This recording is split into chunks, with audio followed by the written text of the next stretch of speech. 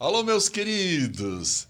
Gente, nós estamos aqui no Pelicano Podcast e hoje a conversa vai ser com a Giannine Rolim, uma psicóloga maravilhosa, e a gente vai conversar bastante a respeito de psicologia, psicoterapia e como começar nessa área como paciente ou como psicólogo, não importa. A conversa vai ser bem interessante logo depois da vinheta.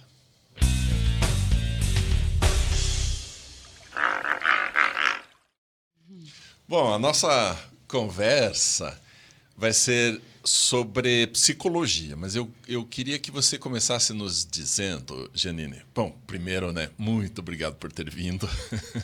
De Eu nada. já estou entrando no assunto, nem te apresentei direito A ainda, intimidade, né? Ah, meu Deus. Então, a conversa vai ser assim, vamos tentar, nessa conversa, ajudar as pessoas a entenderem o que é fazer psicologia, tanto como paciente ou fazer um curso, né? Mas principalmente para as pessoas que ainda acham que fazer psicologia ou fazer psicoterapia, ir a um psicólogo é uma coisa assim pesada, ruim, não quero entrar nisso, não quero mexer em algumas coisas. Então, como é que a gente começa? Bom, obrigada, né, pelo convite para falar sobre isso. Eu acho que é muito importante a gente trazer isso, Marcos, porque infelizmente a gente está tendo aí uma série de confusões a respeito dessa temática, né? Com a facilidade e o acesso que a gente tem hoje à informação por meio, especialmente das redes sociais, fala-se de tudo, né? E não há uma mediação, um controle, né, desse conteúdo. E acabam chegando informações equivocadas. Então, a primeira coisa que a gente precisa diferenciar, eu acho, é psicoterapia de terapias em geral, né? Nós temos no Brasil uma regulamentação diferenciada para o exercício da psicologia clínica. Bom, então vamos... Você é psicóloga clínica. Eu sou psicóloga clínica, né? A psicologia tem várias áreas dentro de si, né? Eu posso, ao cursar a graduação de psicologia, vamos começar lá do começo, Isso. né? Eu posso ir para o campo da psicologia clínica, que é atender em consultório, que é o que popularmente se chama de fazer terapia. Né? Isso é o psicólogo clínico que faz, né? Ou eu posso ir para a psicologia hospitalar, para a psicologia do esporte, psicologia empresarial. Existem psicologia escolar, há uma gama imensa de áreas dentro da psicologia enquanto ciência e profissão, né? Então, o primeiro equívoco generalizado assim que temos, né, na nossa cultura brasileira é entender psicólogo como psicoterapeuta já, né? Quando a Ela é gente fala psicóloga. de psicóloga, a gente já imagina o cara atendendo num consultório. Exatamente, e não necessariamente, né? Ele pode Essa estar é trabalhando... uma das possibilidades. Uma das possibilidades. O campo do RH, por exemplo, é rico em atuação para o psicólogo.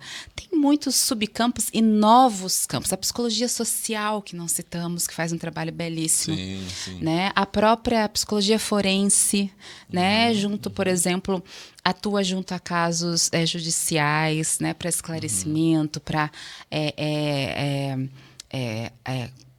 de alguma forma, ajudar as pessoas envolvidas, muitas vezes em crimes, em abusos, para que toda a informação seja abstraída, né, para a resolução do caso de uma forma menos agressiva possível dentro do contexto. Até, por exemplo, se uma criança sofreu um crime, a psicóloga ou o psicólogo deve saber como fazer a interferência e como buscar as informações, porque tem muita coisa errada sendo feita aí. Eu vi um caso, aconteceu em São Paulo, na verdade, um caso muito interessante, triste ao mesmo tempo, que uma pré-escola chegou a ser fechada porque o inspetor foi acusado de abusar de uma criança. E isso imediatamente virou notícia, claro, espalha rapidamente, todo mundo fica sabendo e a escola foi fechada. Mas por quê? Porque ao entrevistar a criança, perguntava assim, o tio mexeu na tua bundinha? Aí a criança já dá a resposta. Ela diz sim, ela nem sabe o que está sendo perguntado. O tio fez tal coisa, então eles colocavam a resposta já na cabeça da criança. Em vez de perguntar, pergunta neutra, né? O que aconteceu? O que o tio faz? Aí, ele brinca, faz bagunça, corre. Então, não vieram com essas perguntas, vieram com perguntas totalmente equivocadas. Ou seja, não era um psicólogo preparado para fazer as perguntas para a criança. Às vezes é muito possível induzir, né, Pois uma é. resposta. E não só na criança, tá? Isso também pode acontecer com o adulto, tanto na forense quanto no próprio consultório, né, na psicologia clínica. Por isso que é muito minucioso, né, e detalhado esse trabalho. Agora, veja, mesmo que as perguntas sejam feitas de forma adequada, ainda há a possibilidade de uma falsa memória, né? Então, Pois muito mais profundo do que a gente imagina. Mas a psicologia tem se dedicado, né, a estudar e a promover pesquisas em diversos campos para atuar de forma cada vez mais eficaz, né? Agora, em específico, eu trago aqui a psicologia clínica hoje. Vamos falar dela. Né, que chegamos nela, então, dividindo essas sub-áreas aí dentro da área maior da ciência da psicologia. Chegamos na psicologia clínica, que é essa atuação mais clássica que a gente conhece de consultório, de fazer terapia, né? Que antigamente se pensava, né, Marcos, que era coisa de louco. Muitos, infelizmente, ainda pensam. Quando eu era adolescentinho, tal, a gente se provocava assim, você tem que ir para um psicólogo. Como se fosse um xingamento isso. E uma punição horrorosa, né? Um horror. Tipo, louco, né? Você é louco, tem que ir para um psicólogo. Mas hoje, obviamente, não é isso, né? Não. Veja, ainda há pessoas que pensam assim, porque, infelizmente, nós não temos a mesma produção tanto de pesquisas, de estudos, de acesso à informação sobre a saúde mental, como temos sobre a saúde física, fisiológica, né? Então, um adoecimento do estômago, né? Até mesmo para justificar uma ausência no teu emprego, né? Se você apresenta um atestado que você está com alguma questão estomacal ou com algum problema renal, seja o que for, né? É muito mais convincente do que você apresentar um atestado ou uma declaração de um profissional de saúde mental, seja psicólogo ou médico psiquiatra. Pânico, depressão. Falando de uma questão mental. Um adoecimento emocional, né? Psicoemocional. Aliás, é até difícil para a própria pessoa aceitar que ela está adoecida mentalmente, psicologicamente. Muito. Ainda há a ideia da vergonha, né? De fraqueza. Né? Ele é fraco da cabeça. Vamos trazer as crenças populares, né? Coitadinho, ele é problemático. Ela é fraca da cabeça, né? Não tem garra, é desanimada. Então são termos populares que a gente normatizou ao longo de séculos, eu diria, né? E que há pouco tempo a psicologia em si é uma ciência nova e nós estamos falando de Brasil. Né? Estamos falando de um país em que tudo chega um pouco depois, de uma forma geral, em que pouco se investe em pesquisa de forma geral. Não que não seja feita. É feita, mas com muito custo, muito suor e sangue, bem sabemos, né? Então, o que a gente tem hoje é ainda um processo de, eu diria, educação da população, de uma forma geral, sobre a questão emocional, a importância da saúde mental, né? E sem cair naquele mito imenso da loucura, né? De que você ir se tratar, ir cuidar de um processo depressivo, muitas vezes, ou de um processo ansioso, do que for, no próprio luto estendido, que isso é estar à beira da loucura, ou até mesmo patologizar tudo, né? Achar que tudo é um transtorno mental. Sim.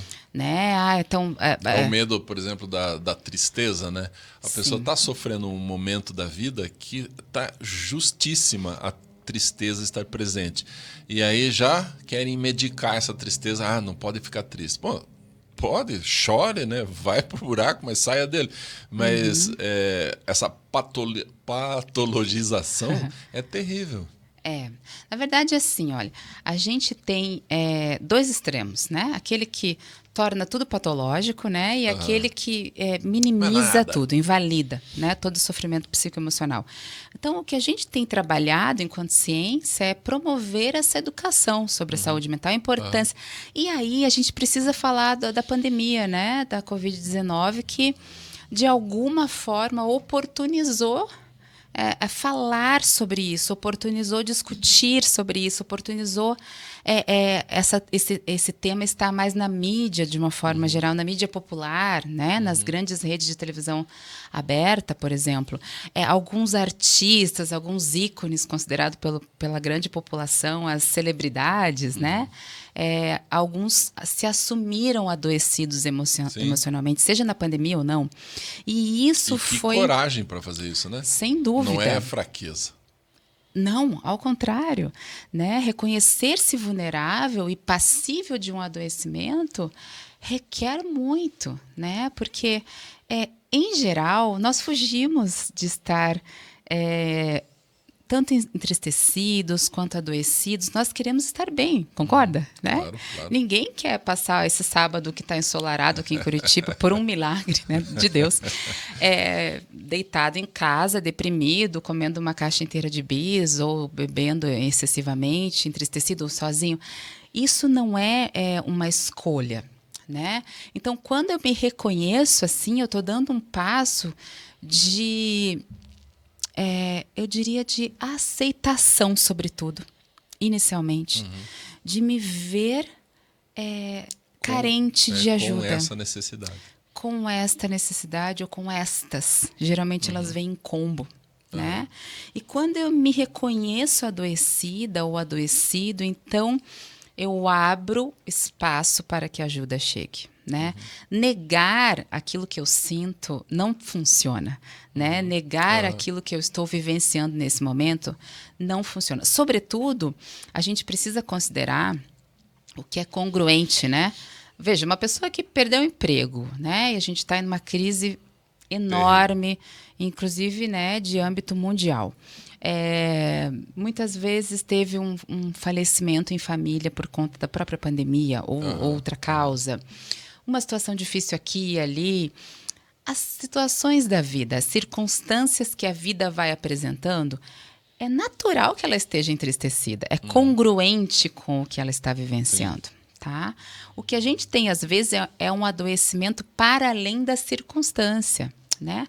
Quando essa tristeza se prolonga muito, quando ela está desproporcional ao acontecido. Claro que a gente não mede, né, Marcos? Não tem uma medida, o normal é você estar triste até o nível 5, né? Por causa disso ou daquilo. Para emprego, nível 3. Isso não existe. Né? Agora, eu posso ter uma média, né? Aí um parâmetro razoável, tanto que vai um pouquinho para mais e para menos, de como funciona e de quanto tempo funciona diante de tal ou tal situação. E quando isso se estende, a gente pode estar pensando aí num episódio depressivo, por exemplo. E aí a gente está falando de algo para além do circunstancial, ou seja, fora do contexto. O que está acontecendo na vida dessa pessoa contribui, mas também há elementos internos, muitas vezes há elementos neuroquímicos.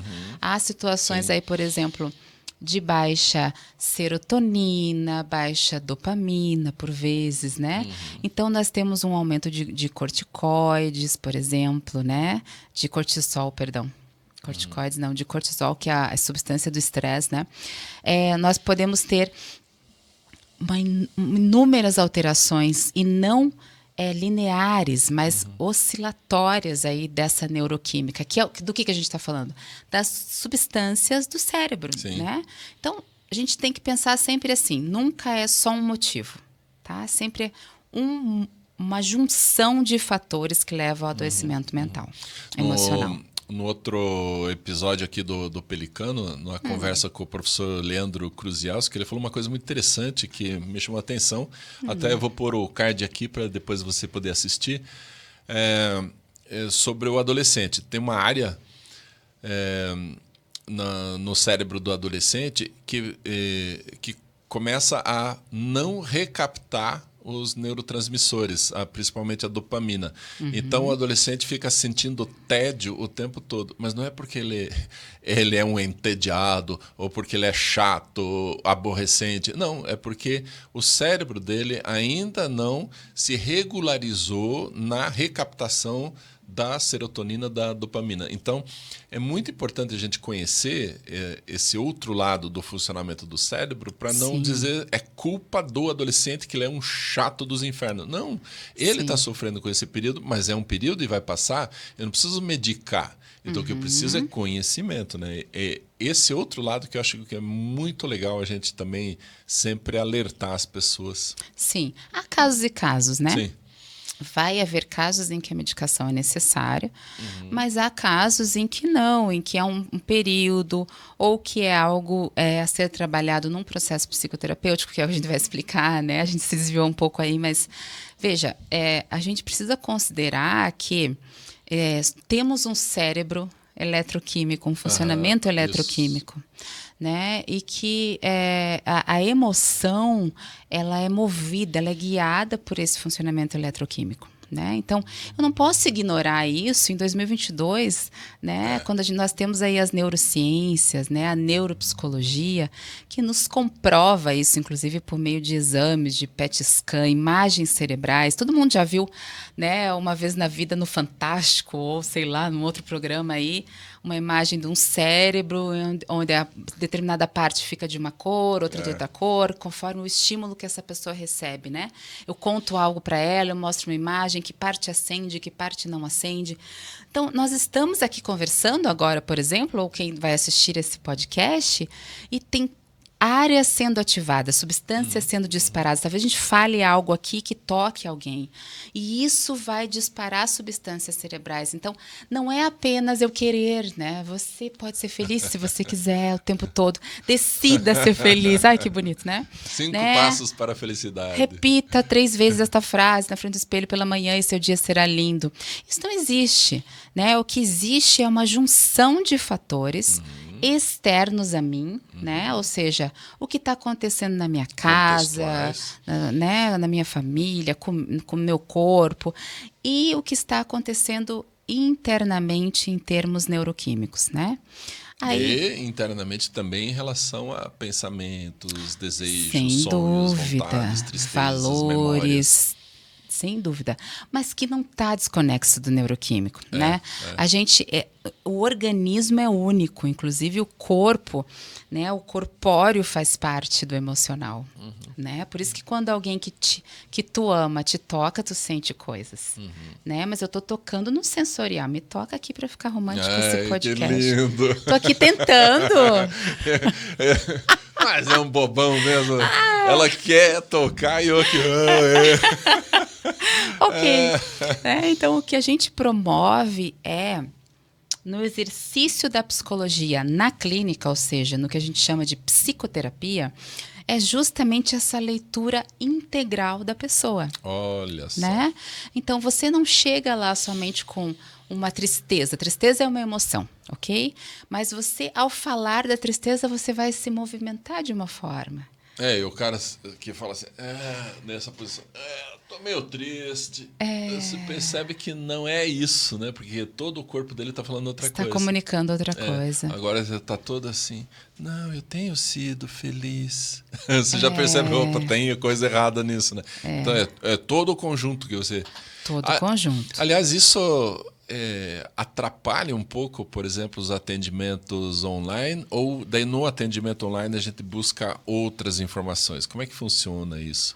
Olha, Marcos, isso é muito pessoal de cada terapeuta. Eu vou falar a partir da minha experiência. É claro que a leitura do todo, né? A gente não vai ficar lendo...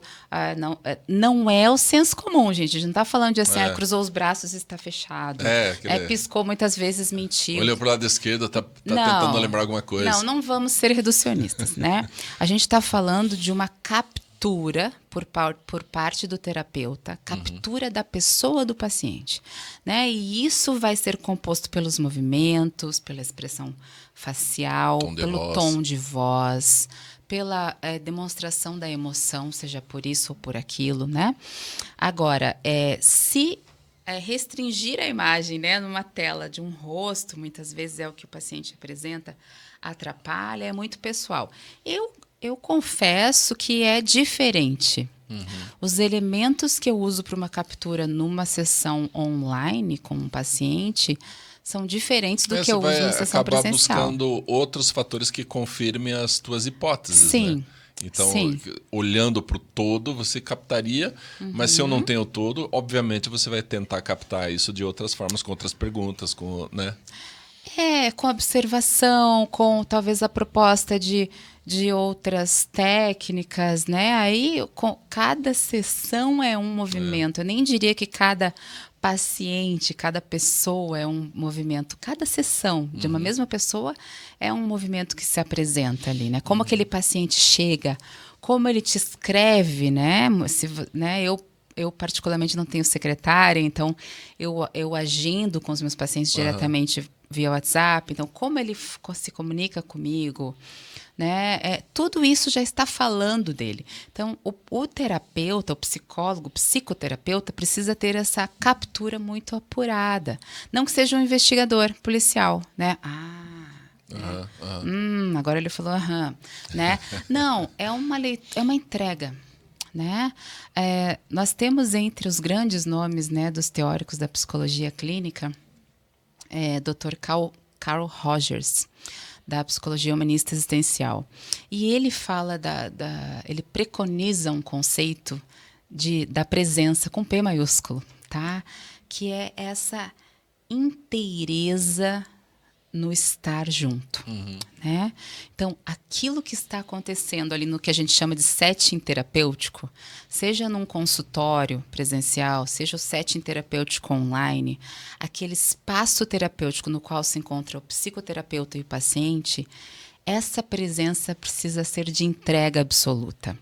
Né? O segundo Rogers, né? E eu acredito nisso, né? E sigo isso, o terapeuta precisa estar inteiro ali, né? Então, existe uma escuta ativa que ele nomeia, existe uma percepção, uma entrega. Quando ele fala de empatia, não tem nada a ver com o que a gente ouve em senso comum ou lê no Instagram numa frasezinha fofa.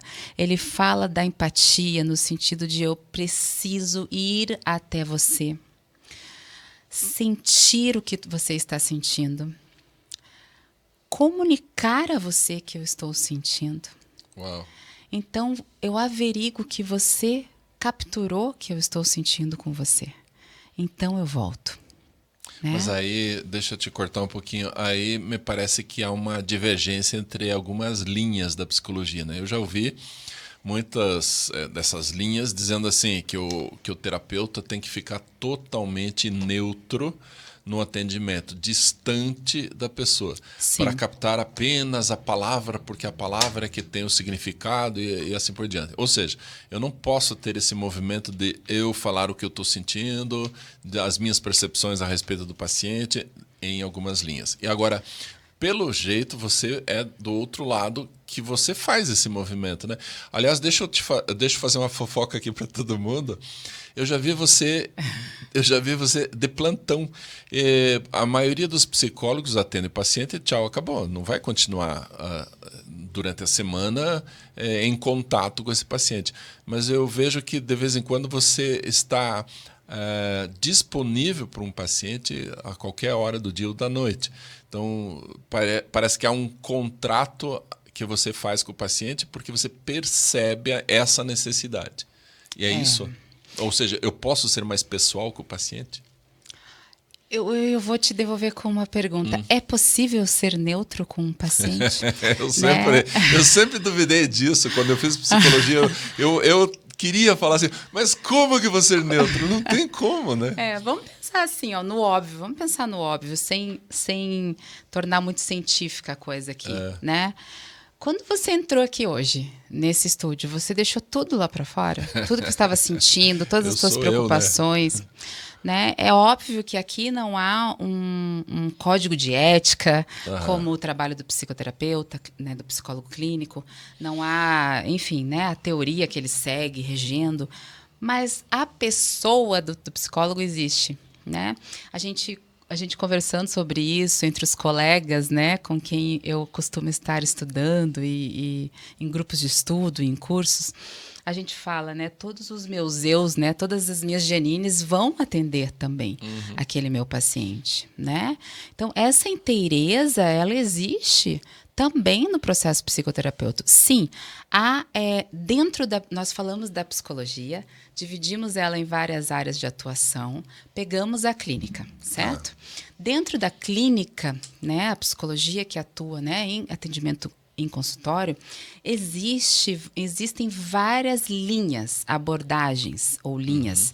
Então, você pode atender um paciente, né, conduzir um tratamento psicoterapeuta de várias formas diferentes. Por isso existem as especializações, né? Certo. E as formações. Então, depois de se formar enquanto generalista psicólogo, você estuda uma linha que te faz sentido, né? Então, é muito... Se eu preferir ficar distante do paciente, vou para uma linha que concorda com isso. Que apregoa isso, né? Provavelmente uma linha mais psicanalítica, tá? Se você tem uma visão mais, talvez, humanista, mais fenomenológica, provavelmente você vai pegar uma abordagem mais sistêmica, que é uma terapia de família, ou uma gestalterapia, ou a própria humanista existencial, de Carl Rogers, até psicodrama, que são as... Moreno trouxe as técnicas, os conhecimentos da dramaturgia, né? Do teatro para a psicoterapia. E etc. Nós não vamos dar uma aula aqui de linhas e abordagens. E assim, não é uma melhor do que a outra. São linhas diferentes, abordagens diferentes, em que um terapeuta vai se sentir melhor e o paciente ou a pessoa que vai ser atendida também se sente melhor nesse espaço, né? Perfeito. Isso é muito importante dizer, né? Embora haja uma concorrência tola, né, entre alguns colegas, né, o beneficiado precisa ser a pessoa do paciente. É verdade. Né? Então, se aquilo faz sentido, se aquele funcionamento mais distanciado ou mais humanizado faz sentido ao paciente, se toca, se o ajuda naquilo que ele está buscando, que é um processo de cura, um processo de melhora, de transformação, de crescimento, ok.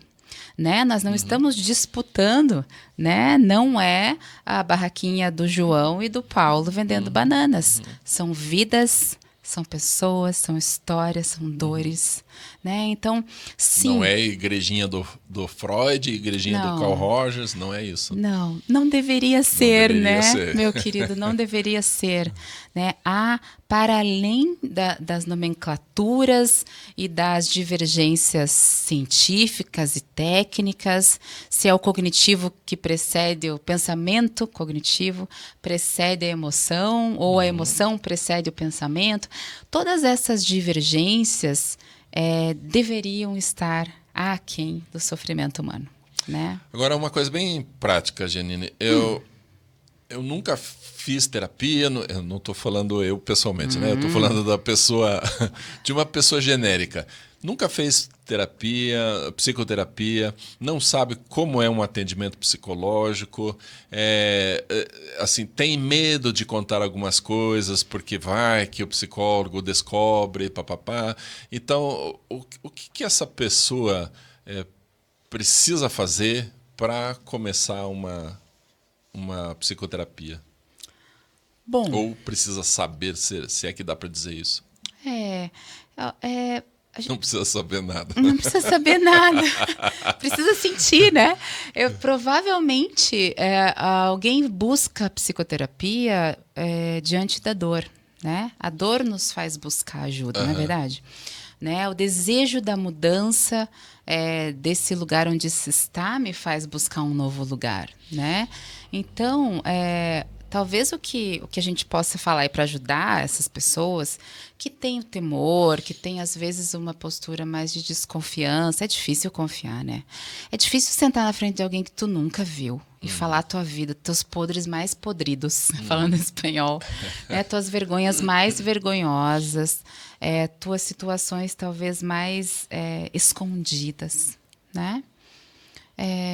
Confiando que, de alguma forma, a ciência que aquela pessoa do psicólogo ali representa possa te ajudar. É muito delicado, né? Então, antes de tudo, a primeira coisa que eu diria para essa pessoa é que não há julgamento moral, né? O psicólogo não está ali para te julgar. Não, né?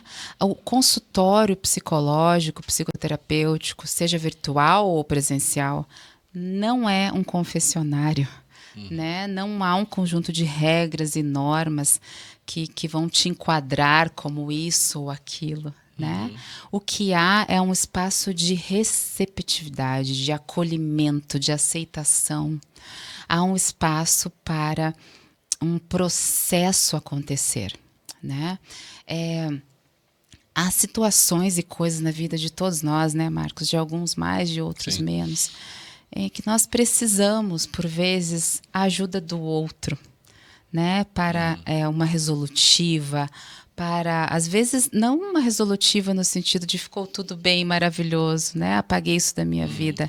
Isso não existe. O que existe é um reprocessar daquilo, uma tentativa acompanhada por um profissional de reorganizar isso em mim. Então, se eu vivenciei aquela situação de abuso, por exemplo, na minha infância, seja um abuso por violência sexual, seja um abuso por espancamento, seja um abuso por manipulação verbal, ofensas, agressões, de toda espécie de abuso. Eu cresço com essa dor e essa dor altera.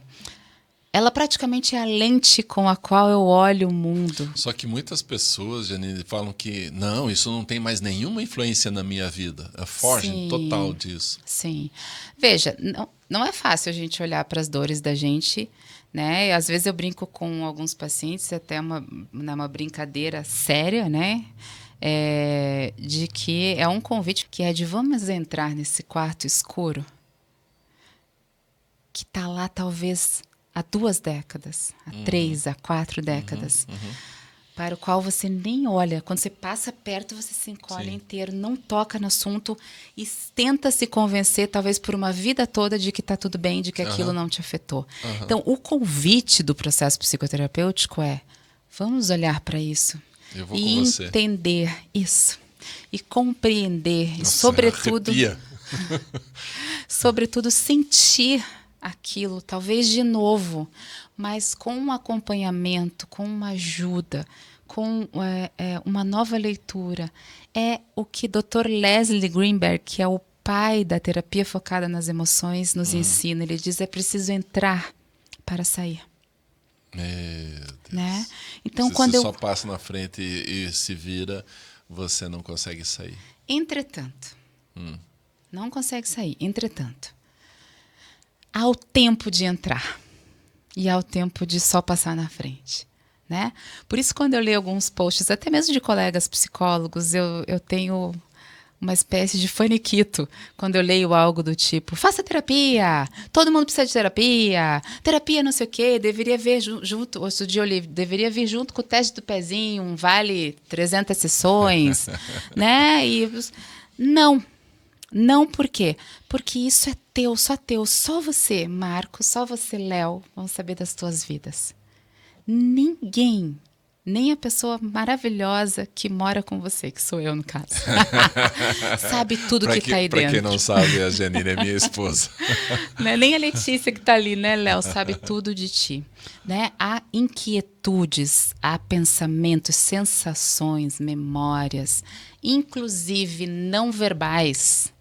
Temos memórias de coisas experienciadas que antes de falarmos, antes de entendermos o que mamãe dizia, o que papai dizia. Então, são sensações que narram em nós dores ou alegrias. E isso faz com que a gente haja assim ou assado na vida adulta. Tá? Então, o que a gente faz no processo terapêutico é disponibilizar-se, isso sim me emociona, disponibilizar-se enquanto pessoa para dizer, olha, eu pessoa, Janine, vou com você pessoa, Marcos, meu paciente, até lá. Eu não posso te poupar daquilo. Não há técnica, segundo a ciência, e eu acredito nisso, não há técnica que te faça esquecer uma vivência daquela abusiva. E nós, a psicologia, representada por mim aqui, também não vai fazer te esquecer. E talvez eu nunca mais deixe de sofrer, mas eu posso ressignificar o meu atual.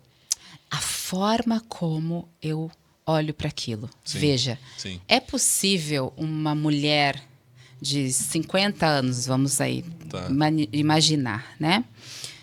Esquecer de um abuso sexual sofrido dos 8 aos 13? Pois é. Não, né? É possível ela não sentir tristeza ao lembrar disso? Mas daí tem muita gente na mídia, os animadores de plantão, não vou dar os nomes, mas que diz assim, deixe para trás o seu passado. É. Vai deixar para onde, né? Para frente, passado, né? Dá até um desespero verbal, né? Nossa, português. Dá uma vontade de ligar na hora, né? De fazer algum contato de... meu Deus. Na verdade, assim, olhando por uma lente bastante compassiva, né? Com compaixão para essas pessoas que dizem isso, postam isso e apregoam isso na mídia, eu realmente sinto compaixão por elas. Porque elas... Falta tanto conhecimento que não dá nem para julgar. E eu nem vou pegar o conhecimento, Marcos. Falta tanta percepção do humano que há em si. Né? Ontem eu li um post assim, acho que até te enviei porque fiquei chocada, né? Controle sua mente, você só vai sofrer se quiser, né? Meu Deus, né? Então, isso é tão agressivo à condição humana composta pelas emoções, dentre as quais a tristeza existe. Sim. Qual é a nossa dificuldade em admitir que podemos ficar tristes? Além do que a tristeza ou as emoções sempre estão comunicando algo, né? Sempre estão comunicando algo. Elas vêm a serviço de... existe uma função, uma funcionalidade daquela emoção estar aqui, né? Uma tristeza após uma perda imensa vem para que eu possa esvaziar. Às vezes leva tempo. Sim, leva tempo. Se aquela figura que se foi é uma figura de extremo, de importante afeto. Deixa eu voltar para uma questão, Janine, que eu acho que é muito importante. Assim, vamos voltar para esta mulher de 50 anos que dos 8 aos 13 foi abusada. Eu não vou perguntar aqui o que você faz com essa paciente, porque a gente não vai dar aula de psicologia para psicólogo, né?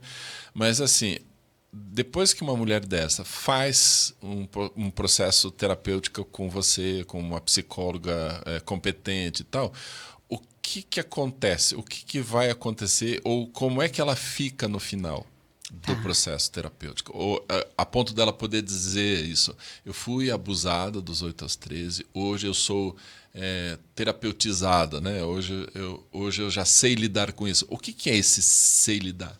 O que aconteceu com ela? Tua pergunta tem umas 10 dentro. Mas eu vou começar assim dizendo... sim, eu dou aula para psicólogos.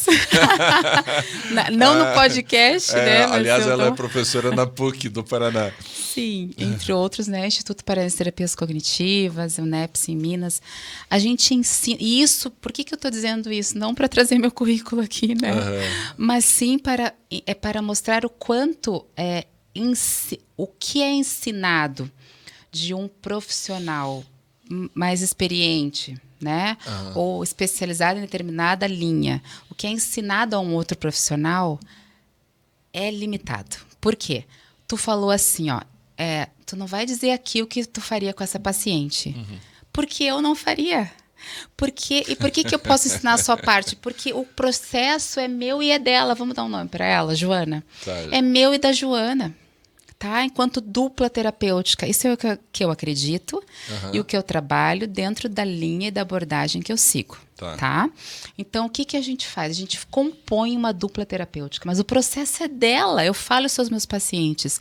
O especialista em você é você, né? Eu represento a ciência da psicologia que, em dados momentos, sim, vai guiar o processo. Mas em muitos momentos eu vou acompanhar o processo do paciente. Eu acompanho a dor do paciente. De novo, citando o Dr. Les Greenberg, da terapia focada nas emoções. Tá? Isso não é meu, isso é dele. Tá? Eu acompanho e guio quando cabe ser guiado. Mas o processo é dele. Porque se eu pegar você e te levar para o teu quarto escuro, do qual você foge por uma vida toda, antes do teu tempo, eu te atropelo. Vai dar merda. Vai dar merda, se a gente falar no popular. Eu posso até te retraumatizar. Posso ficar pior ainda por ter voltado àquela situação agressiva. Sem estar pronto para isso. Sem estar pronto. Né? E talvez nunca esteja. Por isso que eu não posso dizer, a Joana vai, ao final do processo dela, dizer, eu fui abusada dos 8 aos 13, mas eu estou terapeutizada. Eu não sei. Não existe um objetivo. Talvez a decisão dela seja, ficou mesmo, mas agora eu sei por quê e como. Mas não é decisão, Marquinhos. Eu sempre vou no saber, né? Tu vai para a cognição, mas eu tô aqui para ser advogado do diabo, né? É mais do que uma decisão. Eu diria que não mais. É primário a uma decisão. É o que ela consegue sendo ela toda, inclusive corporalmente. Imagine você esse toque, ou se tu encontra alguém na rua e alguém te toca, né? Sei lá, não de forma maldosa, mas talvez aquela sensação de toque te desperte memórias corpóreas de uma vivência abusiva na infância. Deixa eu dar um exemplo. É um exemplo bem bobinho, mas acho que tem muito a ver. Veja, vamos imaginar que eu estou andando lá na Rua 15, para quem é de outra cidade, a Rua 15 em Curitiba é um calçadão, então a gente fica andando mesmo. Imagina eu andando na Rua 15 até chegar numa esquina e agora eu tenho que atravessar a rua. E aí alguém segura o meu braço. O que eu faço? Eu olho para essa pessoa e vejo por que ela me segurou. Né? Esse é o comportamento normal. Mas olha o que aconteceu comigo. Eu estava andando, eu era adolescente, uns 17 anos. Eu estava andando na Rua 15, parei para atravessar a rua e alguém segurou meu braço.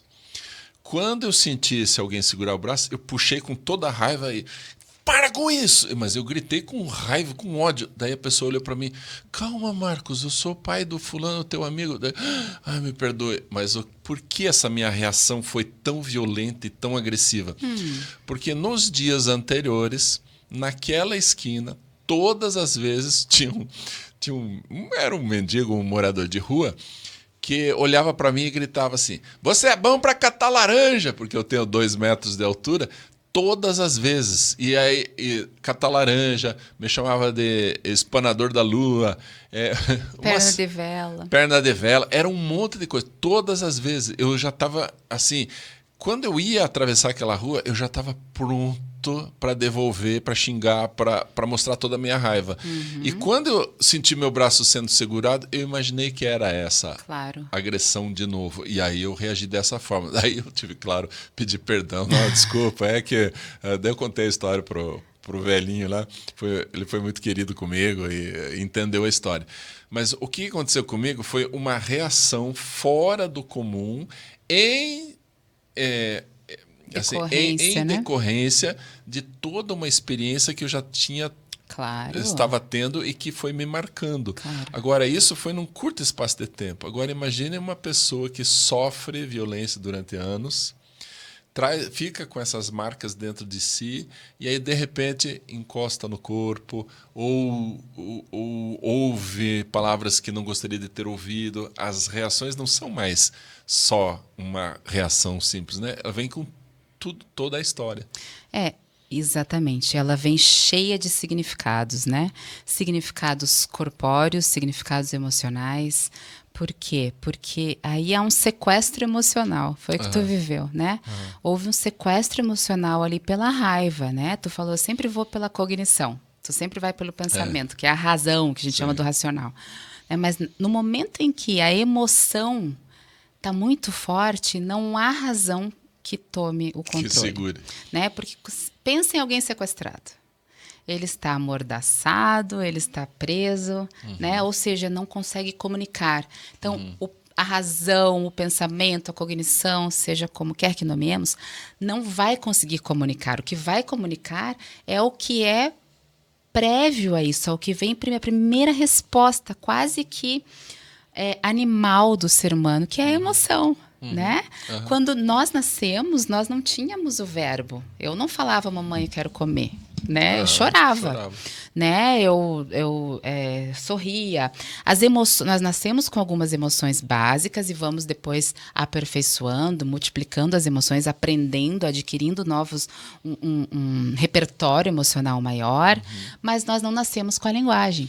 Né? Então, há formas de comunicar para além do verbo. Né? Então, como é que eu posso dizer, voltando à tua pergunta...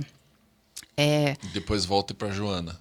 É a Joana. Como é que eu posso dizer que a Joana, ela mesma, que a Joana vai chegar ao final e vai dizer, não, eu fui abusada, mas eu lembro disso.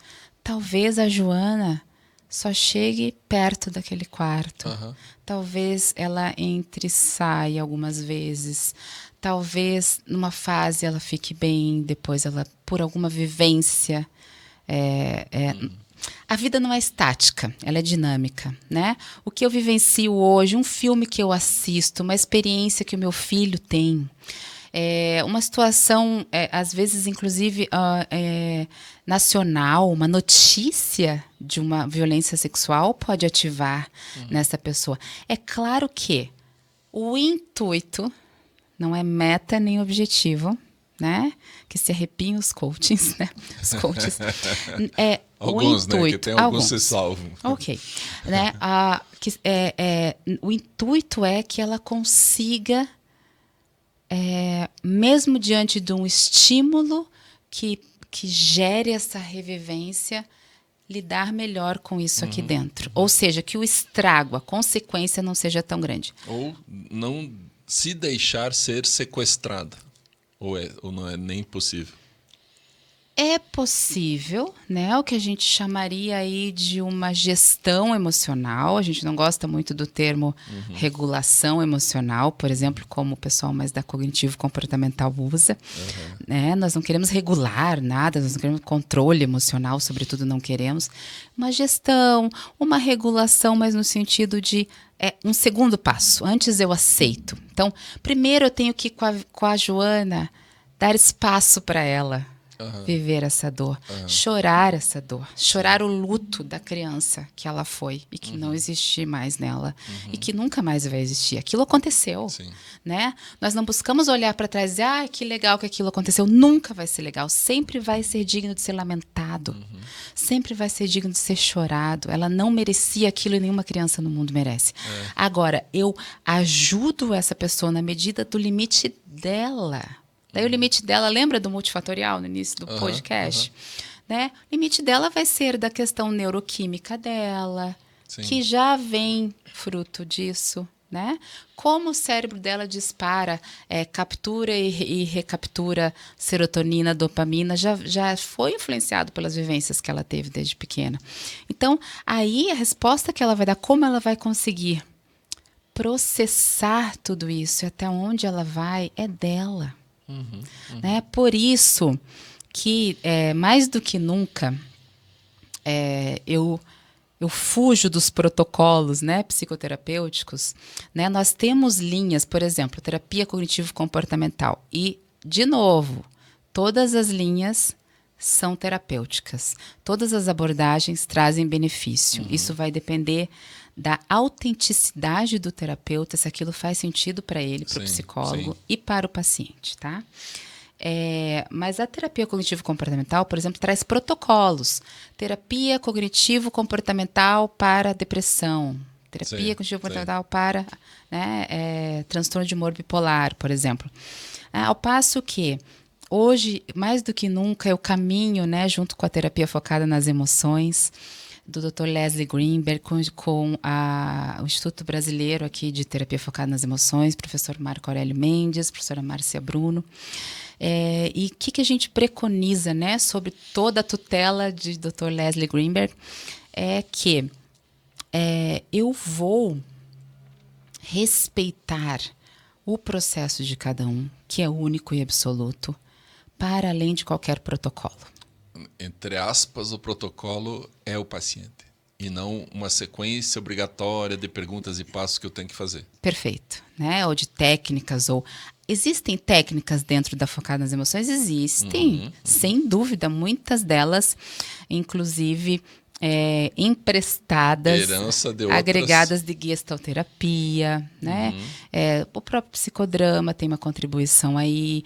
Se bebeu muito, a Focada nas Emoções bebeu muito na fonte de Carl Rogers, nessa veia humanista existencial de ver o paciente como uma pessoa antes de qualquer coisa. Entretanto, não se prende, né? O processo psicoterapêutico em Focada nas Emoções não se prende a um protocolo. Eu vou acolher o que vem. Eu vou ajudar o paciente a fechar o olho para fora e abrir para dentro. Uau, que lindo e perceber o que está acontecendo aí, né? E dar espaço para isso acontecer. E ouvir a si mesmo todas as vozes internas que nunca foram ouvidas, né? Tudo que dói, tudo que faltou, tudo que ainda falta. E o que vier, né? E esse processo... é lindo, é emocionante, é difícil. Eu falei que é um convite, né? É difícil que a terapia faz, mas é um processo de autoconhecimento, de autorrespeito, de uma construção de um novo caminho, no sentido de como eu vou caminhar agora com isso, né? Ciente do que eu vivi, ciente do que faltou, ciente do que foi excessivo, né? Ciente das necessidades mais básicas emocionais minhas que não foram atendidas ou foram excessivamente ofertadas, né? Uma pessoa pode ter na sua infância tido uma estrutura familiar ou cultural, por que não, ou religiosa que trouxe limites demais. Controle demais, né? Cesseou demais. Não, o limite é tão legal da gente falar porque ele é um contorno, né? Se você me olhar, devo estar fazendo aqui um contraste com esse azul. Sim. Né? Até um aqui lindo vou eu. contraste. Obrigada. Né? E isso me dá forma, não é mesmo? Isso me contém. Né? Eu lembro de uma paciente que contava que relatava, melhor dizendo, num processo de visitação a si mesma, né, numa técnica guiada ali que nós utilizamos, que ela se via como uma esfumaçada. Uau. Né? Então não havia esse contorno até onde ela ia, ela se via solta, ao mesmo tempo como uma geleia, né? Onde ela como estava, se não tivesse quem ela forma. Era, né? Ao passo que se eu dou limite demais, eu espremo. Né? Então, nós podemos ter sido excessivamente alimentados nas nossas nutrições emocionais, das necessidades básicas. Ou faltou. Essa ou aquela, ou várias vitaminas emocionais. Né? Então, para os dois extremos, há consequências. Né? E é isso que o processo psicoterapêutico faz. Então, a psicoterapia... ela é um processo que acontece sob a orientação de um psicólogo clínico, tá? Agora, eu posso dizer que eu ir no boteco tomar uma birita, né? É terapêutico. Super terapêutico. Mas substitui? De jeito nenhum, né? Então, assim, tem muita gente que fala assim, para que terapia? Vá pescar. Pescar é muito terapêutico e é sem bem dúvida. Gostoso. E ficar do lado de uma fogueira, na verdade, o peixe é uma grande desculpa para que os caras fiquem em volta de uma fogueira, tomando uma cervejinha, batendo papo, conversando, se divertindo, rindo dos peixes que não pegaram e mentindo dos peixes que escaparam. E é terapêutico e é muito legal. E para muitas pessoas, fundamental que continue existindo, né? Ou pescaria, ou jogar bola, ou bater papo no bar e tal.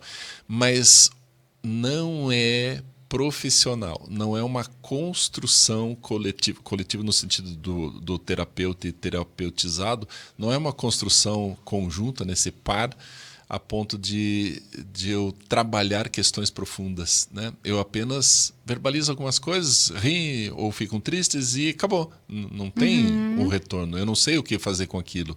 Né? Estou falando da pescaria. Eu não sei o que fazer com aquilo, outra pessoa também não sabe e muda-se de assunto e vai para outra coisa.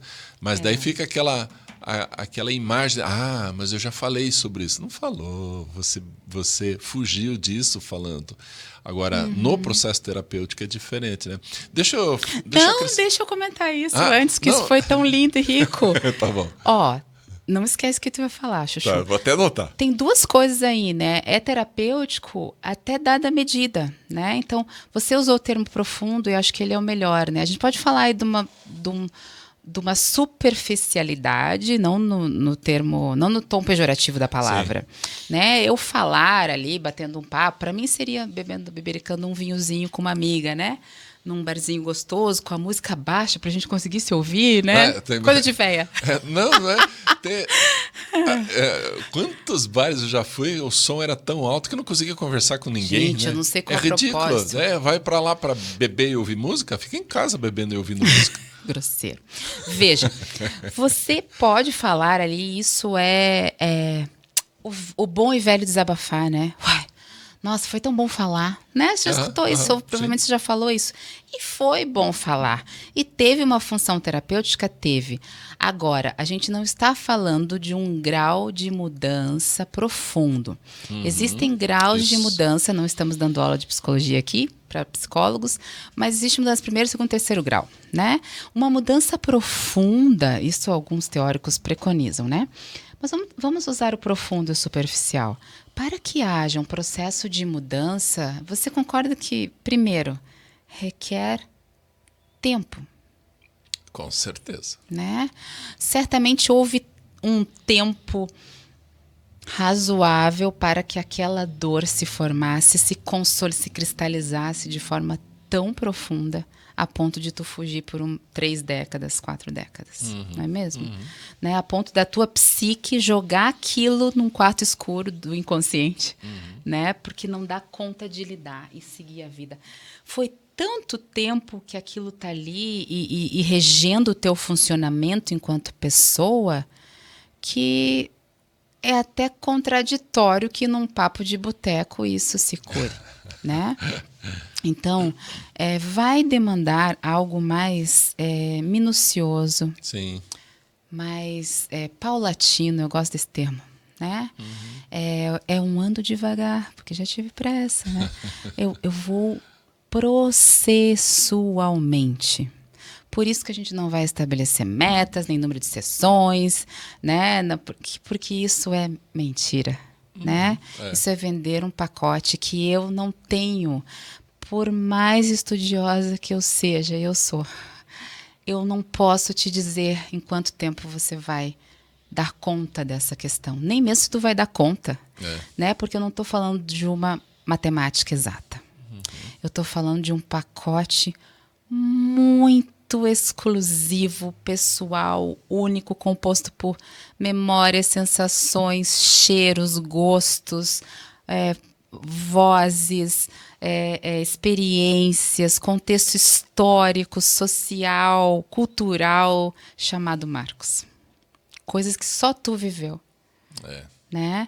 E que quem sou eu, então, esse Deus chamado psicólogo clínico, que posso chegar e determinar e te dizer quando tu vai resolver isso, ou como, ou é por aqui que tu vai. Naturalmente, há pesquisas em psicologia. Eu gosto muito de exaltar professor e doutor Leslie Greenberg, porque ele, nas nossas formações, ele fala claramente, né? Existem pesquisas em psicologia, mas cá entre nós, né? Existem porque precisam existir. Mas, no fundo, somos tão idiosincráticos, ou seja, o que me compõe é tão só meu, né? Que cada um é tão que cada paciente é um mundo, né? É uma história, é um conjunto. E o que esse conjunto vai ressoar em mim, que sou outro conjunto, né? E o que nós vamos compor juntos ou juntas ali, realmente é guiado por uma linha teórica, mas não é engessado. Se for engessado... Ou seja, tem que haver uma cumplicidade, né, entre os dois. Sem dúvida. Sabe, Marcos, a gente acredita que a relação terapêutica, ou seja, o que acontece nessa interação paciente-psicoterapeuta é por si só um processo de cura emocional, tá? É possível, é passível de, nesta relação, eu, enquanto psicoterapeuta, promover vivências, experiências, reparações emocionais em dada medida, né? Não talvez tão planejadas, não talvez tão guiadas, ao contrário, numa genuinidade, né? Quando eu recebo aquela paciente tomada pela dor e eu genuinamente a abraço, talvez, por que não, esporadicamente e de forma comedida, chore com ela aquela dor, né? Te faz sentido receber uma pessoa que perdeu um filho e eu ter como regra a neutralidade. ser neutra e Deus, eu a ver, né, vê-la chorando diante de mim e não sentir pela nada. perda do seu filho e eu não sentir ou não esboçar a ela que eu estou triste com ela e por ela. A mim não faz, não faz nunca sentido, fará. Né? Tratam-se de pessoas humanas. Sim. Né? E que essa humanidade ressoa e conversa, né? Eu comunico a ela, ela comunica a mim, e essas duas pessoas juntas compõem esse processo chamado psicoterapêutico. Nossa, é fantástico isso. Não é? Sabe, o que eu ia falar aquela outra hora é mais assim, uma fundamentação teórica para o porquê ir para a terapia, o porquê ir para a psicoterapia. E que bom que você tem essa visão de ir junto, né, de o terapeuta e o terapeutizando estarem juntos numa cumplicidade para construir uma nova caminhada para essa pessoa. E eu estudo bastante os autores da educação, né? Então, Piaget, Vygotsky, essa é a minha turma. E o Vygotsky, ele tem um livro chamado Pensamento e Linguagem. E uma frase lá no meio de tudo aquilo que ele escreveu diz assim, que o pensamento organiza, que a linguagem organiza o pensamento. Gente, e aí eu fiquei pensando assim, tem vezes que a gente tá assim, ó, cara, eu tô com um problema enorme e aí eu não consigo resolver. Eu penso e não consigo e tal, e me tira noites de sono e nada vem e eu começo a ficar cada vez mais desesperado. Até que eu chego para um amigo e falo, cara, tô passando por uma situação complicada. O que é? Fala para mim que eu tento te ajudar. Aí a pessoa vai falando, eu tô nisso, se eu tomar essa decisão eu vou me ferrar, se eu fizer outra decisão não vai dar certo. Eu vou contando, de repente, cara, já sei o que eu vou fazer. Veio a solução só por eu ter falado. Então, a fala, ela organiza a própria pessoa, o próprio pensamento. Então, por isso que tem que ir para o consultório de psicologia. A gente precisa fazer terapia. Porque enquanto a gente está falando, a gente reorganiza a própria vida, que não teria acontecido se eu tivesse ficado em silêncio, sofrendo sozinho a incompletude das minhas resoluções. Ai, que poético. Então eu preciso disso, eu preciso falar. Então isso sai um pouco também da questão mais estereotipizada de a terapia para louco, para quem está precisando, para quem está doente, para quem está mal. Não. Quando eu vou no terapeuta, eu me torno ainda melhor, ou seja, eu vou organizar a minha vida para potencializar tudo aquilo que eu tenho de bom, para reorganizar as coisas que não estão legais em mim, que eu tenho, as minhas dores, as minhas dificuldades, as minhas vivências. E aí eu me torno um novo Marcos mais forte, né? Não no sentido de agora eu tenho controle emocional sobre as... Não, eu sei onde colocar isso. Eu sei que uma pessoa me segurando, ela pode estar com muito carinho me segurando, né? Então não preciso reagir loucamente. Mas eu também sei aceitar se eu reagir localmente. Isso. Eu ia complementar isso. Bonitinho. Então, eu também posso ter uma reação assim. Isso. Mas tudo isso vai estar dentro de uma compreensão sobre mim mesmo. E isso é importantíssimo, né? Mais ampla mais de ampla, si mesmo. Mais ampla. Né? Mas se me permite uma complementação a essa frase de Vygotsky, né? Longe de mim corrigir Vygotsky, né? Mas ele está certíssimo. A linguagem organiza o pensamento. E há estratégias terapêuticas, inclusive de escrita, por exemplo, né? De escrever uma carta a um conflito. Isso é uma técnica da terapia cognitivo-comportamental. A uma pessoa com quem você conflituou ou a uma situação conflituosa. Não precisa nem mandar a carta. Não é o propósito que seja enviada, mas é realmente digerir essas emoções, organizar numa linguagem, seja escrita ou falada. Sim, nós nos ouvimos enquanto falamos e isso nos promove algumas percepções, sem dúvida. E Freud, a gente precisa trazê-lo, sem dúvida, nesse momento, como alguém que trouxe a importância da fala. Né? Lacan também. Sem dúvida, Lacan e todas as ramificações da psicanálise falam do poder curativo da fala, né? Do quanto dá significado àquilo que eu estou sentindo, né? Simbolizar numa palavra é organizador, é acalentador e é parte crucial do processo. Entretanto, não é a única, tá? O processo psicoterapêutico não se compõe unicamente por simbolizar no verbo o que eu estou sentindo. Essa é uma etapa, né? Eu conseguir compreender, eu conseguir comunicar ao outro o que eu sinto, o que eu passo, o que vem dentro de mim. Isso é uma etapa, é uma identificação, é uma simbolização. Mas o que eu vou fazer com isso? Né? Eu poderia fazer um comparativo aqui chulo, mas vou fazer para o pessoal entender bem que eu ir ao médico, ao dentista eu fui essa semana, né? E ela me disse, tu tá com uma cárie aqui, né, bonitinha, né? E ok, eu fui quarta-feira, né?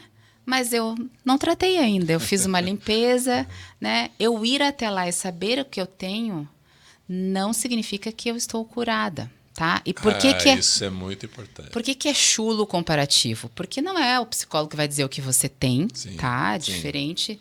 Não estamos falando de uma doença, de uma patologização. Às vezes há transtorno, sim. O psicólogo, junto a um médico psiquiatra, vai promover aí um diagnóstico diferencial quando há um transtorno de verdade, um transtorno mental. A gente pode fazer um outro programa sobre patologias daí, né?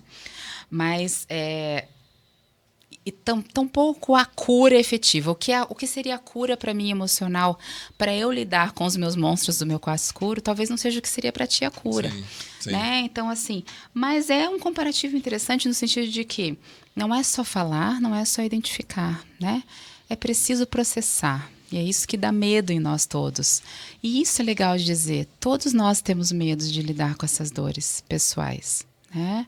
Isso não te torna fraco, isso não te torna um banana, isso não te torna incapaz, né? Eu não tenho jeito mesmo, frases que a gente escuta às vezes, né? Não é fácil admitir-se vulnerável, não é fácil admitir-se falível diante desse ou daquele aspecto, especialmente num mundo e numa época onde todo mundo é porreta, é líder, é incrível, né? Tá feliz o tempo todo nas redes sociais ou tá, né, sempre bem, né? Então a gente precisa parar um pouco, parar disso tudo que tá aí, dessa loucura toda. Sim. Isso sim é loucura. E ouvir a si mesmo, né? Não é num movimento egoísta, não é narcisista, não é egocêntrico, você não está se idolatrando a si mesmo. Apenas se perceber, né? O que realmente está acontecendo dentro de mim? O que realmente eu preciso agora? Né? Diante desse medo, dessa angústia, o que a minha Janine vulnerável está precisando? E como eu posso oferecer isso a mim? Né? Agora, indo para uma outra questão, assim, talvez mais prática, mas ainda voltada a essas questões, vai ter um momento que eu, como paciente, vou dizer, acho que agora chega, não preciso mais. E existe algum tipo de paciente que precisaria ir sempre? O sempre é tanto, né? O nunca é tão pouco, né? Mas veja, o processo de alta, o que algumas abordagens nomeiam alta, né? Ele é um processo de construção mútua entre paciente e psicoterapeuta. Na minha visão, tudo que eu estou falando aqui, na minha visão, a partir da linha que eu sigo, né? Não é que eu estou criando isso. Agora, há casos que daí estaríamos falando de alguns transtornos, tá? Tanto alguns transtornos de humor, alguns transtornos de personalidade, ou quase todos, eu diria, tá? Dentro do manual de diagnóstico dos transtornos mentais, que é seguido mundialmente, né? Existe ali a categorização, categorias de transtornos. Certo. Dentro dessas categorias, o transtorno de personalidade é uma categoria um pouco mais grave, um funcionamento um pouco mais delicado. Essa categoria tem vários transtornos dentro dela. Categoria de transtornos de humor está um pouco abaixo em termos de gravidade, tudo com muito Tudo entre cuidado. aspas, né? E também é composta por vários transtornos e assim vai, né? Transtornos do desenvolvimento, transtornos, enfim, ansiosos, transtornos depressivos. E esses transtornos de personalidade em especial costumam precisar de um acompanhamento a longo prazo. Ainda assim, eu não usaria o sempre, tá? Porque eu não posso me dar ao direito, e a pachorra, eu diria, né? De categorizar todas as pessoas do mundo, nem mesmo do Brasil, nem de Curitiba, onde estamos com esse transtorno, como pessoas que precisam de terapia para sempre. Isso seria muita presunção da minha parte, né? Ou da parte de qualquer profissional, na minha opinião. Porque essa pessoa não é a Joana, né? Talvez seja a Paula, talvez seja o Ricardo, talvez seja o Augusto. E eles precisam ser entendidos na sua pessoa. Aí essa construção é mútua. Pode haver, por exemplo, Marcos, um processo de... chegou-se a um momento interessante de funcionamento mais saudável para aquela pessoa, dentro do seu funcionamento específico daquele transtorno. E a partir dali a pessoa vem por demanda, né? Ela busca psicoterapia diante de uma nova demanda, porque a vida vai trazendo desafios para ela. Vai trazendo outros estímulos. Talvez ali na frente, ano que vem, daqui 3 anos, ela tenha uma situação que dispare outras coisas, ou as mesmas coisas, as mesmas respostas. Certamente, se ela tem um transtorno, ela tem um acompanhamento medicamentoso, né? Às vezes a medicação muda a resposta neuroquímica e é preciso retomar um processo psicoterapêutico. Não sei, você veja como é um composto tão único que a gente generalizar é impossível. Mas há casos, sim, em que se precisa um acompanhamento mais longo, inegavelmente. E, por muitas vezes, a orientação não é ficar pipocando de terapeuta, né, com muita frequência, mas é saudável fazer um processo com um profissional, né, e diante de outra situação, buscar um outro profissional, sempre com recomendação. Não é porque uma pessoa tem um diploma na parede que ela é comprometida em nenhuma área, não é mesmo? Nenhuma área, não é nenhuma área, nenhuma profissão. Não estou falando exclusivamente dos psicólogos, né? Mas assim, cuidem, né? Nessa busca, procurem orientação. O profissional que foi bom para o seu primo, para sua prima, pode não ser o melhor para ti, né? Estamos falando de uma relação. Talvez isso ajude, né? A compreensão. Se é uma relação, ela pode fluir como pode não fluir. E mesmo assim não quer dizer que aquele profissional é péssimo. Né? Quer dizer que a relação entre vocês dois não funcionou bem. Mas existem os péssimos, né? Porque, infelizmente, né? Porque eu tô lembrando de um pedreiro lá que colocou o piso no box do banheiro e conseguiu fazer com que a água fosse para longe do ralo. O que, aliás, não é tão raro encontrar. Não mesmo. Eu acho que alguns psicólogos que não estudam, não fazem pós-graduação, não se aprofundam, não levam a sério e tal, que acabam fazendo isso com o paciente, deixam que a água vá para longe, né? Ou seja, todo aquele fluxo do paciente que poderia ser curativo acaba não sendo, ou às vezes piorando. E aí você acaba recebendo um outro psicólogo coerente e tal, acaba recebendo pacientes que vai ter que precisar ser reorganizado para dar conta de si próprio. Tomara que ele volte, né, querido? Porque às vezes nem quer voltar ao processo. Então, a dica aqui, né, se é que a gente pode ficar dando dicas aqui, você, ao ir para um psicoterapeuta, comece a observar se você está sendo super orientado no que você tem que fazer, ou seja, não está sendo terapêutico, ou se realmente você está tendo espaço para falar e ir passo a passo transformando-se a si mesmo nessa relação. Eu acho que a gente tem que dizer para as pessoas, cuidem, né? Porque eu estou vendo, Janine, cada besteira nas redes sociais de psicólogos fazendo propagandinha, mas sabe, com coisas tão ridículas e acaba assim sendo contra a imagem que a gente tem de psicólogo maduro, psicólogo que... Claro. De uma ciência. De uma ciência, né? Eu acho que o psicólogo pode brincar, ser bobinho, tem todo esse espaço. Se isso faz sentido para ele, pode. Mas não leve as pessoas a acreditar que vai ser uma coisa simples, que em algumas sessões vai mudar a vida, né? Não faça falsas promessas. Eu acho que isso que a gente precisa alertar. A gente poderia fazer um programa só sobre isso, né, Marcos? Porque existe um código de ética que está sendo violentado, não é nem violado, né? O que é lamentável, mas está acontecendo em várias profissões, né? Mas é muito interessante a gente aproveitar esse espaço para dizer, falar com as pessoas que tiveram um processo psicoterapêutico infeliz, ou mais de um. Sim. Uma experiência com um psicólogo ou psicóloga e que não foi interessante. Tecnicamente, a gente tem até o termo de uma violência terapêutica. Pode acontecer, né? Um distrato, uma negligência, pode acontecer. Falhas acontecem no processo terapêutico, nessa relação? Acontecem. Eu falho com os meus pacientes, né? Agora, eu trazer essa falha, eu tentar reparar, eu pedir desculpas, perdão, até mesmo por ter, muitas vezes, talvez sem saber ou já sabendo, perpetrado a mesma agressão que ele já viveu, né? De não ser percebido ou de ser tolhido, não sei, né? A partir do momento que eu sou pessoa, né? Enquanto psicóloga, eu sou pessoa também, obviamente eu erro, né? E isso não me torna uma péssima psicóloga, uma péssima profissional.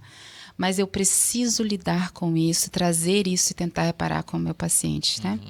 Agora, se você sofreu uma violência, não houve reparação, se isso te fez descrer no processo psicoterapêutico, eu diria, dá uma nova chance, né? Não para a pessoa do novo psicólogo que tu vai buscar, mas para a ciência da psicologia. Ela pode ajudar muito, né? Então, não fique sofrendo sozinho, né? Busque ajuda, busque orientação, busque indicação. Experimente, não há vergonha nenhuma em você ir conhecer o profissional, ver o que tu sente como ele fala. Às vezes você não vai gostar da voz da criatura. Eu mesmo com essa voz taquara rachada, né? Não é todo mundo que vai gostar. Eu preciso estar à vontade nessa relação para que eu possa, então, entregar de mim a esse profissional, né? Isso é muito importante. Deixa eu fazer um outro alerta.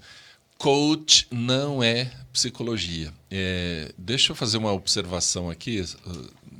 Eu acho bastante importante que a gente vai tocar nesse ponto. Eu já falei isso num outro episódio aqui, mas eu vou repetir porque é fundamental. Por exemplo, um técnico de basquete lá nos Estados Unidos de um grande time. O cara Ele jogou basquete durante muitos anos, ele perdeu campeonatos, ele ganhou outros, teve fracassos, teve vitórias, teve uma experiência gigantesca. Ele teve amigos que puxaram o tapete dele, teve bons amigos, ou seja, ele tem uma experiência fantástica como jogador. E aí ele, percebendo que já está ficando velho, tal, que não aguenta mais ser um atleta, não aguenta mais correr tanto, aí ele decide, vou ser técnico. E aí ele começa a estudar, faz formação, ele lê muito, conversa com outros técnicos, assiste milhares de jogos e vê quais são as estratégias, as táticas que são utilizadas e tal. Aí esse cara, com muita experiência e com muito estudo, ele se torna um técnico. E aí ele próprio começa agora, como técnico, ganhar e vencer e perder campeonatos. Bom, Sim. E aí chega um jogador novatão. Ele percebe, cara, ele vai pisar na bola. Ele está fazendo tudo errado. Vou orientar esse rapaz. Aí ele chama ele e diz, olha, cara, você está fazendo isso, está fazendo aquilo, faça isso, vá por esse caminho, treine desse jeito, respeite mais teus colegas, passe a bola, não fique dando uma de fominha. Ele orienta esse cara e a orientação que ele deu para esse jogador novinho é fantástica e bem apropriada. No entanto, ele não pode dizer como é que ele tem que namorar, por exemplo. Como é que tem que se relacionar com o pai dele. Por quê? Sim. O que ele sabe é basquete. Então, ele é um coach. Coach significa técnico. Ele é um coach com autoridade para orientar esse novo jogador dentro do jogo de basquete. E o que a gente está vendo hoje são coaches que se formaram em cursinhos de pouca duração, não têm experiência, por exemplo, em empresas, nunca foram empresários e agora querem orientar o sucesso de algumas pessoas.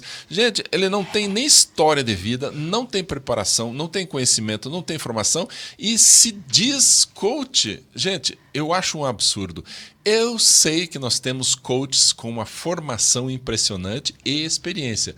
Graças a Deus, esses coaches precisam ser preservados.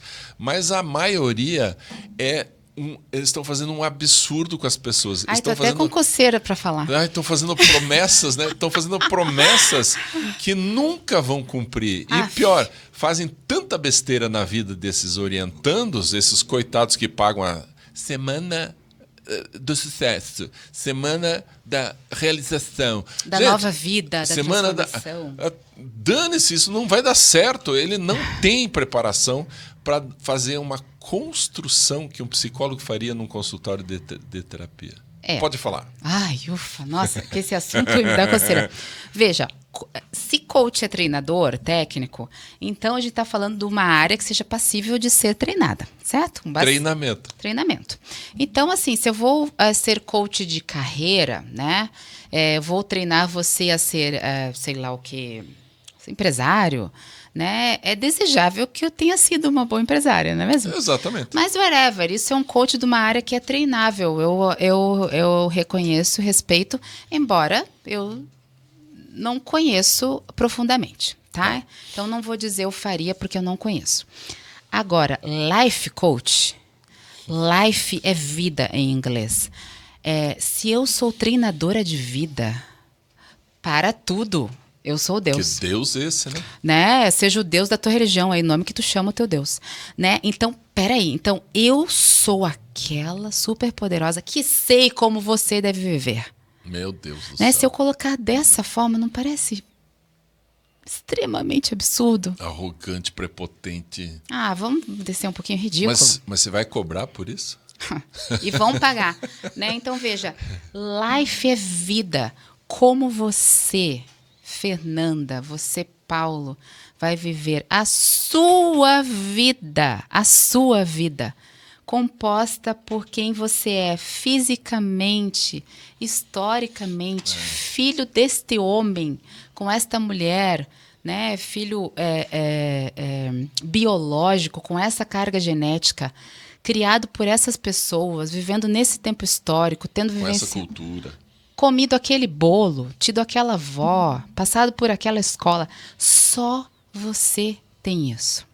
Tá? Então, num processo, sei lá, de 20 encontros, 10 encontros, sei lá quantos encontros, é impossível, e nem que fosse 1 milhão de encontros, seria impossível alguém te ensinar, te treinar como viver, tá? A psicoterapia, a psicologia clínica não dá conselhos, ok? Por isso não é um treinamento. Não adianta me dar conselho de como é que eu tenho que ser e agir, porque essa pessoa não me conhece. Sabe por quê? Posso colocar de outro jeito por quê que não É. adianta? Porque as minhas emoções são minhas. O que dispara uma emoção em mim não dispara em você, Isso. meu lindo coach. Funcionou pra ti? Que bom. Que bom. Né? Você é Que bom que coach. você está tendo sucesso. Você é seu próprio coach, life coach da sua própria life, mas deixe minha life em paz. Né? Da minha life cuido eu, num processo que pode receber ajuda profissional para acompanhar e guiar quando cabe, com toda a base científica da ciência da psicologia, que é a psicoterapia. Mas dizer, faça isso, faça aquilo, eu posso dizer para alguém, se eu sou coach de carreira, olha, na tua carreira enquanto professora... É melhor você fazer um curso nessa área. olha, faça psicologia, porque você com psicologia e pedagogia vai se diferenciar, depois você faz um mestrado. Você me disse isso um dia, né? Agora, eu orientar alguém a viver... Sabe, Marcos, é tão inenarrável isso que às vezes eu fico sem ter o que esboçar a respeito, porque é tão violento, na minha visão. Eu desrespeito tudo que te compõe e eu digo, eu vou te ensinar. Né? É óbvio, gente, é óbvio, absolutamente óbvio que eu posso aprender com a experiência de outros. Sim. Que eu ler um livro Sim. X vai me trazer um conhecimento. Agora, o que me compõe, me compõe. Né? E não é com metas, com passos guiados, faça isso, faça aquilo, né? A gente recebe em consultório, às vezes, pessoas extremamente feridas por esses processos. Porque né? elas acabam admitindo culpa, né? E não são culpadas. Aí eu não tive sucesso. Aí o coach diz, você não teve sucesso porque você não acordou às 5 horas da manhã. Se alguém me falar para acordar às 5 da manhã, eu mando para algum lugar muito especial. Porque eu vou dormir de madrugada, porque eu sou... meu comportamento é noturno. Eu adoro dormir de manhã. Então, assim, jamais vai funcionar para mim esse acorde de manhã para ter sucesso. Eu vou ter sucesso diferente. E não é que você teve sucesso acordando tarde, né? Que piada, né? Olha só, gente, sabe o que, querido? Assim, olha, é tão mais profundo, né? O que é ter sucesso? Né? Tem tanta coisa envolvida. O que é sucesso para mim? O que é para você, né? Por isso que, assim, ensinar a viver, a gente precisa parar de tentar achar essa receita de bolo. A vida é uma construção e talvez lá, ao final da minha vida, ao final da tua que está nos assistindo, você vai olhar e dizer, putz, eu podia ter feito isso ou aquilo diferente. É claro que podíamos, né? Mas isso foi o que eu consegui, isso foi o que eu construí, isso foi o que eu entendi que era adequado. Eu posso buscar ajuda, eu posso olhar para mim mesmo e ver o que me faz sentido, mas eu não vou achar num locus externo, por mais magnânimo que seja esse ser, a resposta para a minha existência. Você sabe que uma vez vou contar uma história da minha filha. Ai, Rebs. Quando ela tinha 13 anos de idade, ela recebeu um convite para ir num aniversário daqueles que começam às 11 horas da noite no meio da semana. No outro dia ela tinha a prova. Aí ela veio para mim e falou assim, pai, posso ir no aniversário ou não? Daí eu falei, por que você está me perguntando? Você adora a fulana, né? Você adora ela, por que você não vai? Tá estranha essa tua pergunta. Daí ela assim, é que no outro dia eu tenho prova. Então não vá. Mas é minha melhor amiga. Então vá. Mas no outro dia eu tenho prova. Ai, bonitinha. Sabe o que ela queria? Ela queria que eu assumisse a decisão, porque qualquer consequência ela jogaria em mim. Não fui no teu aniversário porque meu pai não deixou.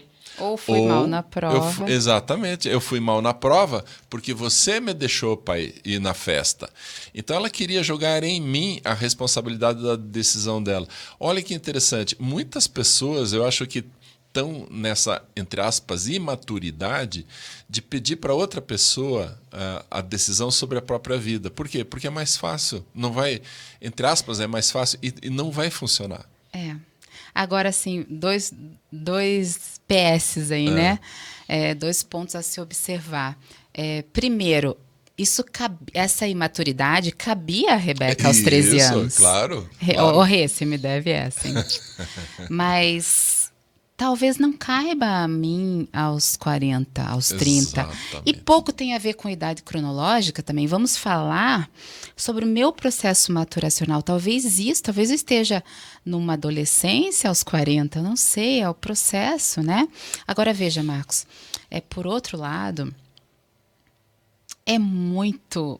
seria muito gostoso ter alguém para botar todas as culpas do que deu errado, né? Há quem ponha, né, no diabo, né? E seria muito bom que alguém decidisse tudo de bom, né? Escolhesse as coisas certas para mim. Então, de novo, com um olhar compassivo às pessoas que depositam no outro, nesse coach, nesse life coach, a esperança, a direção da sua vida, né? É um convite, né? Uma oferta muito tentadora, né? E muito boa, eu diria assim, né? Eu pagaria também. Quanto me cobrassem para alguém decidir os melhores caminhos para mim e levar as culpas pelos meus erros. Então, não são pessoas preguiçosas ou imaturas no sentido pejorativo. Sim. É do humano buscar o que é bom, o que é prazeroso, o que traz ganhos, né? Mas, infelizmente, é como emagrecer, né? Não vai haver essa pílula mágica que você vai tomar e vai emagrecer e nunca mais vai engordar. É processual, né? É custoso em dada medida, requer uma reeducação, ou seja, eu me educar de novo, eu aprender de novo, né? Eu vivenciar algumas coisas, saindo da cognição, né? Do aprender, mas eu vivenciar algumas emoções dolorosas, reviver algumas situações, não literalmente, mas emocionalmente, para que eu possa então sair daquilo que eu entrei, né? Então, essa mágica eu respeito quem acredita nela, né? Eu respeito com um lamento. E eu respeito, inclusive, esses life coaches, porque, de alguma forma, talvez eles acreditem nisso que eles estão fazendo. Mas a grande verdade é que não há esse poder, né, de guiar. Basta pensar nos filhos, né, querido? Né? Um pai, uma mãe tem esse poder de guiar a vida de um filho? Balela, né? Até onde eles nos obedecem, sim. Depois, eles têm asas. Eu tenho visto muito no mercado financeiro, orientadores de onde você deve, quais ações você tem que comprar, como é que você faz opções no mercado financeiro, uma série de coisas. E eles dão cursos e cobram bastante pelos cursos. Só que olha que interessante, eles passaram, alguns desses orientadores, eles passaram a enriquecer por causa dos cursos. Mas a vida deles como investidores no mercado financeiro foi um fracasso. Eles não enriqueceram do que eles ensinam no curso, mas sim da venda do curso. Exatamente. Fazendo o que eles ensinam, eles não enriqueceram. Exatamente. E são muitos desses caras que estão enriquecendo, vendendo curso. Mas eles jamais enriqueceram com aquilo que eles ensinam. Então, assim, é uma falsidade, uma hipocrisia impressionante. Só que o que acontece? Como as pessoas não sabem que o cara nunca ganhou dinheiro no mercado financeiro, eles entram no curso e vão receber um monte de orientações, algumas dão certo, a maioria não dá, ou seja, eles não aprendem com profundidade o que realmente vai enriquecê-los. Eu vou trazer essa comparação agora para o coach, né? Para o coaching, que é o ato de orientar. Muitos desses profissionais fracassaram em tudo e só começaram a ganhar dinheiro quando estão vendendo o curso, estão orientando pessoas no coach. Então a gente tem que tomar muito cuidado com isso. Então, novamente, eu ressalvo os poucos coaches que têm vida, história, formação, experiência e academicamente ou não academicamente, uma construção científica bastante sólida a ponto de orientar pessoas. Só que tem que tomar um cuidado dentro de uma área específica na qual eles tiveram sucesso. Isso. Então, esses, ok. Agora, a maioria está fazendo igualzinho esse pessoal do mercado financeiro. Fracassados no mercado financeiro e acabam vendendo curso. Então, fracassam na vida como profissionais e agora vão ser coaches. Ou, eu provoco bastante também os DJs. Cara, se o cara for o filhinho de papai ou o filhinho de mamãe, né? O cara é rico porque o pai é rico.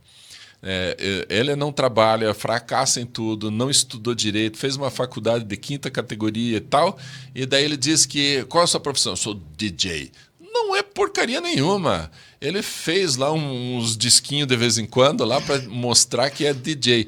Mas o DJ de verdade fez o quê? Sabe tudo de música, estudou pra caramba. Há anos ele estuda música, conhece todos os grandes músicos. Esse cara é um DJ de verdade. Mas esse outro, o filhinho de papai, que diz que é... Cara, que vergonha que dá quando o sujeito fala isso, né? Então, voltando e encerrando... Mas pode haver um bom DJ que seja filhinho de papai, isso, que nasceu rico, obrigado. né?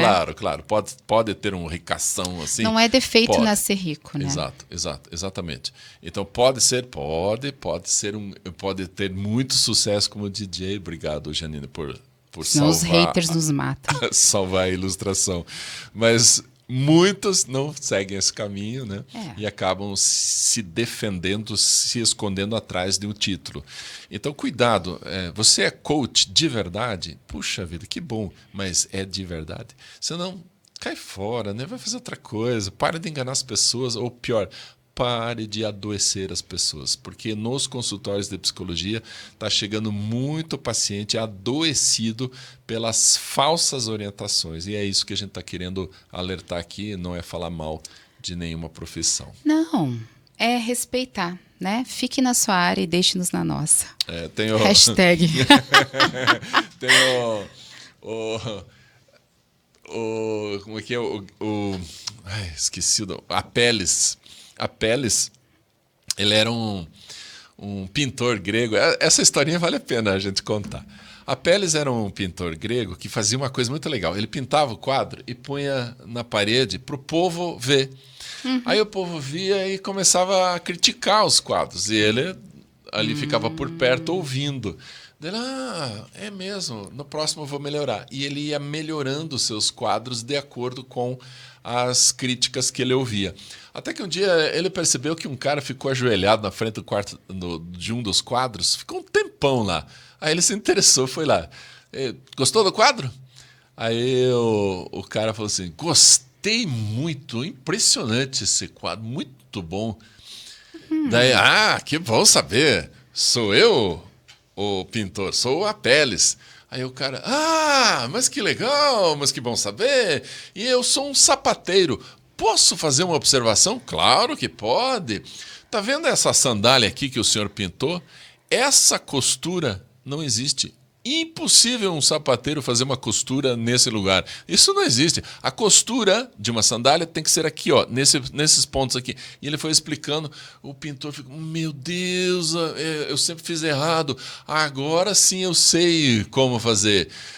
Daí o sapateiro ficou empolgado. Mas então o senhor gostou da minha crítica? Claro que gostei, muito obrigado, sapateiro. Então posso fazer uma observação? Olha aqui o cabelo. Sapateiro, não vá além das sandálias.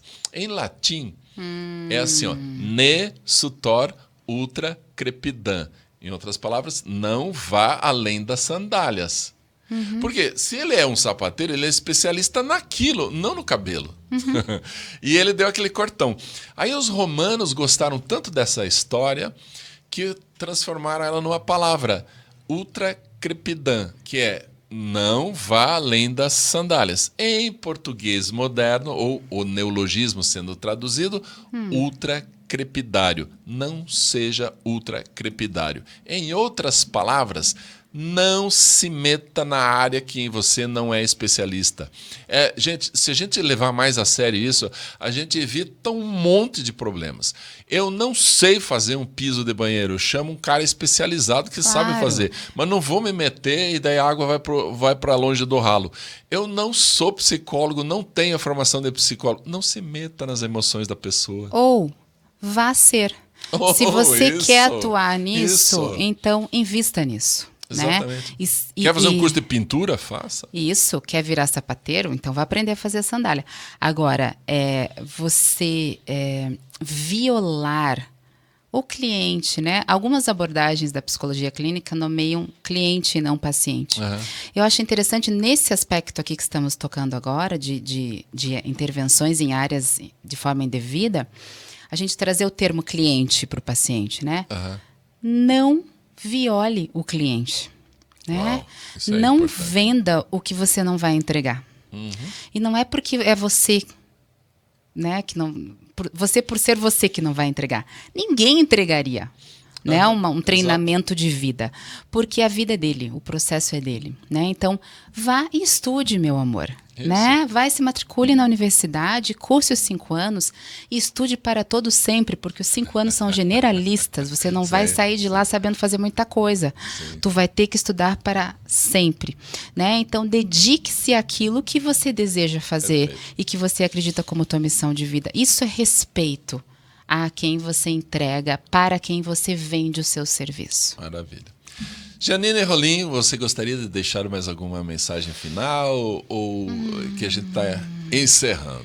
Bom, eu quero agradecer a oportunidade. Esse assunto me toca, eu falo com empolgação. E é um prazer falar sobre isso e, de alguma forma, o intuito disso é ajudar, né? Que esse papo seja útil a quem vai assistir ou ouvir, né? E motivar as pessoas. Sim, a fazer psicoterapia. Seguir acreditando em si mesmas. Uau, né? Muito melhor. Há formas de amenizar e muitas vezes de encerrar com todo esse sofrimento. Né? Então, sempre há uma saída, né, Marcos? Né? Não fique sofrendo sozinho, busque ajuda. Porque é possível viver melhor. Acho que é isso. Valeu. Janine, muito obrigado por ter vindo. Esse papo foi muito legal. Eu acho que dispara outras conversas futuras. Acho que vai ser bem legal a gente conversar novamente sobre alguns outros temas. Então, de coração, muito obrigado. E você que está nos assistindo, quero te fazer um pedido. Isso tudo que você ouviu até agora, se de alguma forma tocou teu coração, envie esse vídeo para outras pessoas, se inscreva no canal, porque assim o YouTube acaba apresentando esse vídeo para outras pessoas que também vão poder se beneficiar com ele, ok? Um grande abraço para você e até uma próxima.